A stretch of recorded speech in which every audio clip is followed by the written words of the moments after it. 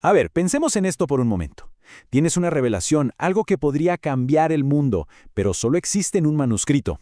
Bueno, en menos de un año, ese montón de papeles se convirtió en un libro y más que eso, en la piedra angular de una nueva fe. Esta es la increíble historia de cómo, contra viento y marea, nació el Libro de Mormón. Y esa es la gran pregunta que nos va a guiar. Porque publicar el Libro de Mormón no fue para nada una simple transacción comercial, fue más bien una carrera contra el tiempo, la falta de dinero y la opinión pública, una verdadera prueba de fuego para la fe de sus primeros creyentes. Todo arranca en julio de 1829. Joseph Smith acaba de terminar su manuscrito, lo que ya de por sí es un logro enorme. Pero claro, tener el texto era solo el primer paso. Tenía la revelación en sus manos, pero le faltaba todo lo demás: el dinero, los contactos, la experiencia para convertirlo en un libro de verdad. Y los obstáculos eran de verdad gigantescos. Primero, lo obvio, el dinero. La impresión era un lujo que no se podían permitir. Segundo, la experiencia. Vamos, que eran agricultores, no editores. Necesitaban encontrar un impresor que se animara a trabajar con un texto tan polémico. Y por si fuera poco, tenían que proteger ese único y valiosísimo manuscrito de enemigos que querían que desapareciera. De todos los problemas, el más urgente era el dinero. Y toda la esperanza recaía en una sola persona: Martin Harris. Un granjero bastante próspero y, la verdad, el único en su círculo que tenía los recursos para financiar lo que para muchos parecía un sueño imposible. Después de que varios los rechazaran, por fin encontraron un impresor en Palmyra, un tal Egbert Grandin, que estuvo dispuesto a hacerlo. Pero el precio era astronómico para la época: $3,000. Y por adelantado, para que nos hagamos una idea, con eso te comprabas varias granjas. Era una suma que exigía un sacrificio casi impensable. Y aquí es donde vemos el verdadero peso de la decisión de Martin Harris. Por un lado, tenía su próspera granja, el trabajo de toda su vida, la seguridad de su familia. Y por el otro, la oportunidad de financiar el libro. Hipotecar la granja no era solo una movida financiera, era literalmente apostarlo todo a una sola carta, por fe, en un proyecto que muchísimos consideraban una auténtica locura. Abrumado por la duda, Harris sentía que necesitaba algo más que una simple promesa.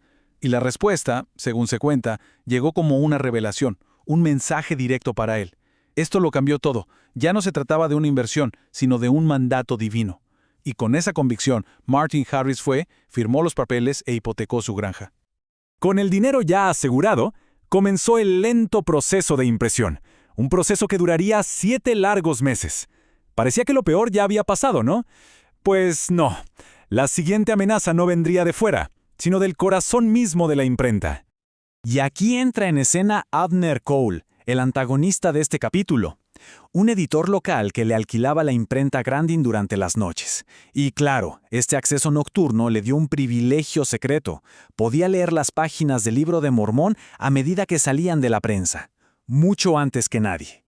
Pero Cole no se quedó solo en leer. Empezó a publicar extractos en su propio periódico, llenándolos de burlas y sarcasmo. Estaba violando los derechos de autor, sí, pero hacía algo peor. Estaba saboteando el proyecto desde adentro, envenenando la percepción del público antes de que el libro siquiera estuviera listo.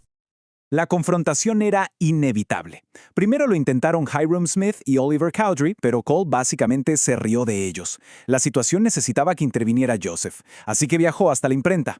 En lugar de un enfrentamiento físico, que era lo que Cole parecía esperar, Joseph lo enfrentó con la ley en la mano. Le recordó, con calma pero con una autoridad firme, que él tenía los derechos de autor. Atrapado y sin defensa legal, a Cole no le quedó otra que ceder. Pero, mientras se libraban todas estas batallas por la publicación, algo inesperado y muy poderoso estaba sucediendo. A pesar de toda la controversia, y antes de que existiera un solo libro completo, el manuscrito ya estaba ganando sus primeros creyentes. Gente atraída por los rumores y por las pocas páginas que lograban conseguir. La fe empezó a crecer de forma orgánica, por sí sola. Personas como Thomas Marsh o Solomon Chamberlain, que andaban en su propia búsqueda espiritual, oyeron hablar del Libro de Oro. Y no esperaron a que estuviera terminado. Viajaron, buscaron y lograron tener acceso a pedacitos del texto mientras todavía se estaba imprimiendo. El impacto de estos fragmentos fue inmediato. Thomas Marsh se llevó solo 16 páginas, pero le bastaron para convencerse a sí mismo y a su esposa. Solomon Chamberlain se fue con 64 páginas y empezó a predicar con ellas de inmediato en su camino a Canadá.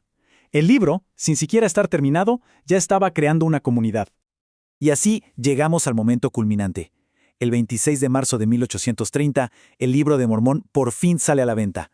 Pero esto no era solo el final de un proceso de publicación larguísimo. Apenas 11 días después, fue el comienzo de algo mucho más grande, la organización formal de una iglesia. Aquel 6 de abril de 1830 no hubo grandes ceremonias.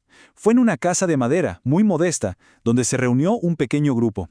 Oficialmente, para cumplir con la ley, se registraron 6 miembros, pero en realidad había unas 40 personas allí, como testigos del nacimiento de su iglesia. Y en esa reunión tan sencilla se sentaron todas las bases.